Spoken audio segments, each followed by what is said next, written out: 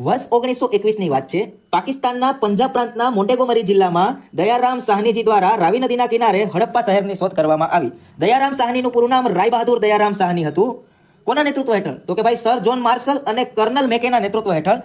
આ sir John marshal છે તે ભારતીય પુરાતત્વ ખાતાના મહાનિર્દેશક હતા. હવે આપણે વાત કરીએ ભારતીય પુરાતત્વ ખાતા વિશે. તો 1861માં દિલ્હી જેનું વડું મથક હતું ત્યાં તેની સ્થાપના કરવામાં આવી અને તેના પ્રથમ ડાયરેક્ટર કર્નિંગહામ હતા. આ કર્નિંગહામને જ આર્કિયોલોજીના પિતા તરીકે ઓળખવામાં આવે છે. હવે આપણે વાત કરીએ હડપ્પામાંથી કયા કયા અવશેષો પ્રાપ્ત થયા. તો 16 ભઠ્ઠીઓ, જવના નમૂના, પિત્તળની ઈકા ગાડી, મેસ આંજવાની સળી, મજૂરોના આવાસ.